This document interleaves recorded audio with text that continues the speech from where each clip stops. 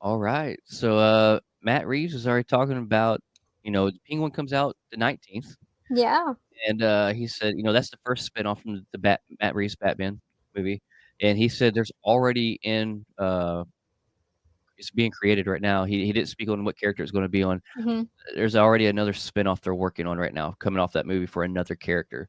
Yeah. So it's kind of nice to see that they're actively and persistently working on this stuff, and they're not just leaving these giant gaps. Mm-hmm.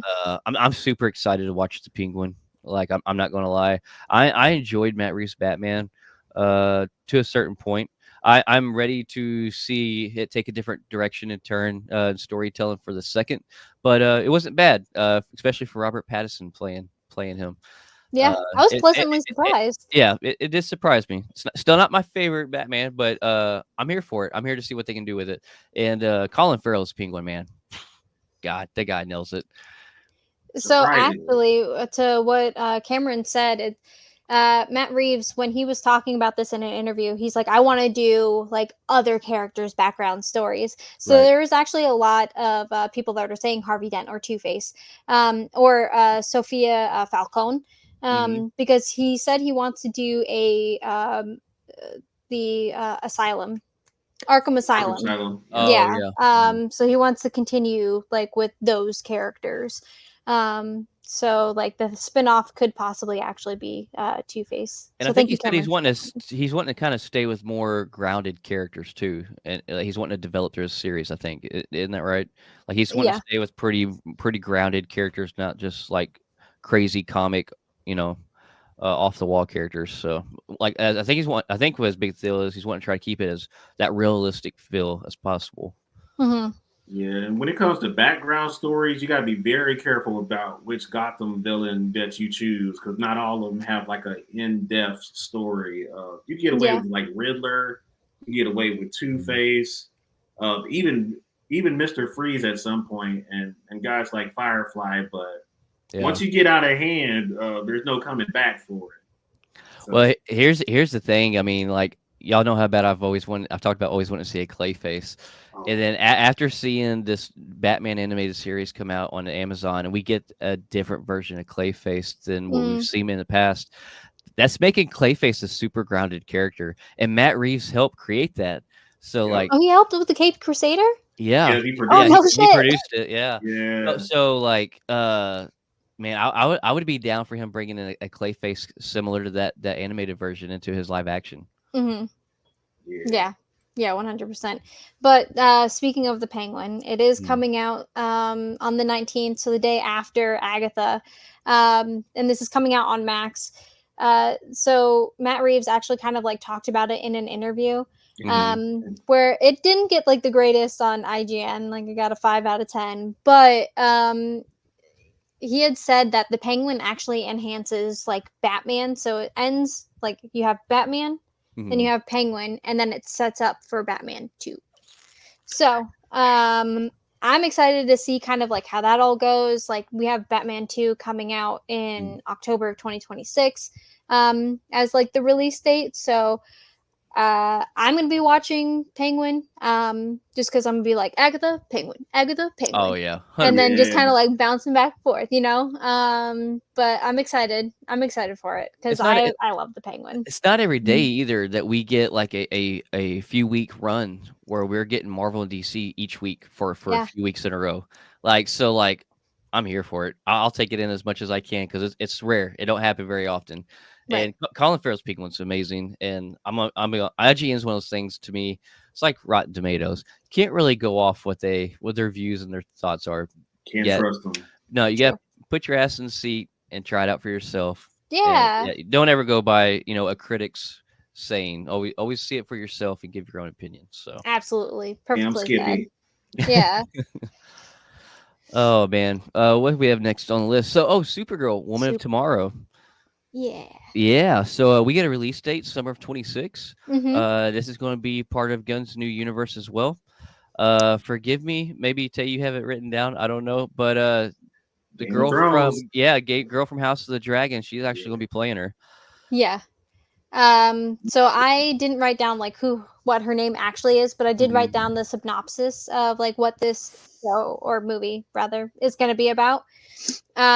So forgive me as I read off my screen real quick. It's Millie Alcock. I'm sorry? Millie Alcock.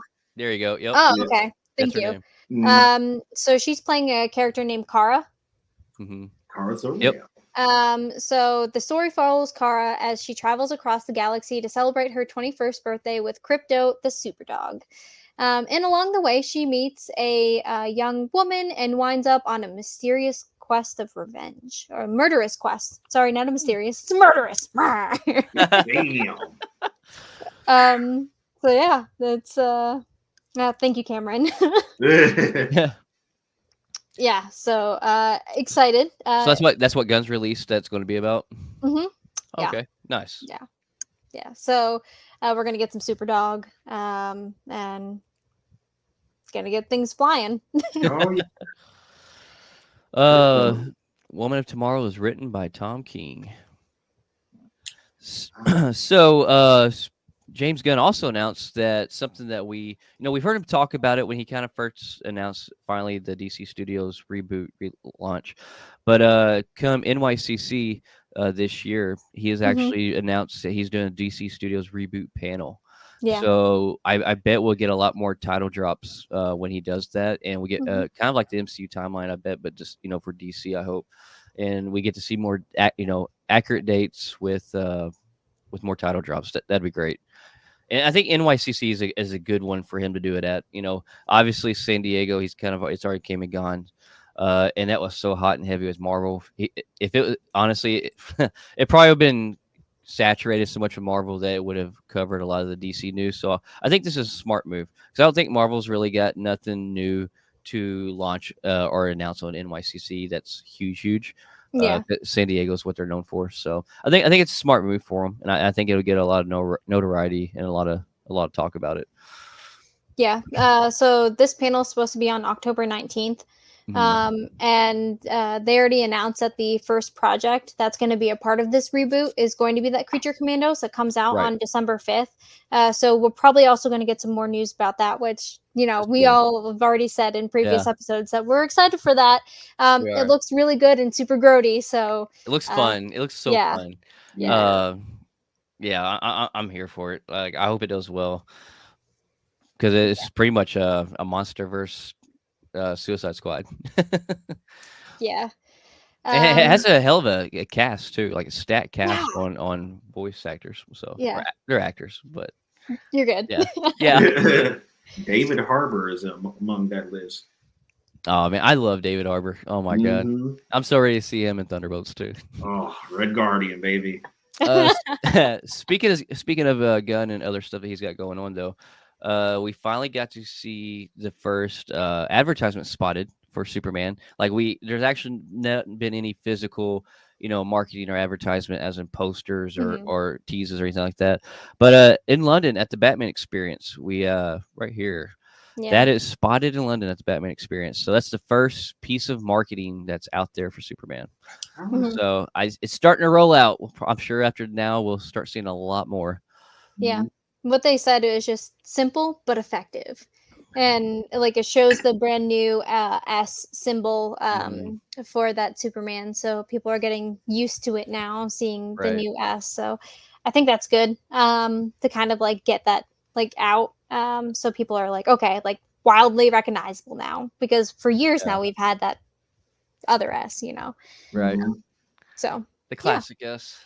The classic S, if you will. And the new design doesn't look bad. Like for them wanting to change it up and do something a little new, it's not too far off new. I think it doesn't look bad. Yeah. I am still a little curious how this movie's going to be, but I'm hoping it turns out great. I really do hope he brings out a side of DC that we've never seen in live action ever before. Hopefully he can make some adjustments to that suit so we don't have to keep dealing with his balls in our face. So. Right. I would really appreciate that, James. But that's all DC news.